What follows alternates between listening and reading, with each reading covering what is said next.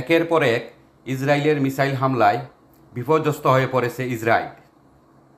আন্তর্জাতিক সংবাদ মাধ্যমের সূত্র থেকে জানা যায়, এ পর্যন্ত ইসরায়েলকে লক্ষ্য করে প্রায় 180টি মিসাইল নিক্ষেপ করেছে ইরান। জানা যায়, ইরানের মিসাইল হামলার চলাকালীন অবস্থায় ইসরায়েলের প্রধানমন্ত্রী, মন্ত্রিপরিষদ সদস্য এবং গুরুত্বপূর্ণ ব্যক্তিদের নিরাপদ আশ্রয়ে সরিয়ে নেওয়া হয়েছে। ইসরায়েলকে লক্ষ্য করে ইরানের মিসাইল হামলায় দেশটির কী পরিমাণ ক্ষয়ক্ষতি হয়েছে তাৎক্ষণিকভাবে তা জানা যায়নি, তবে দেশটির নাগরিকরা নিরাপদ আশ্রয়ের সন্ধানে ছুটছেন বলে জানা গেছে।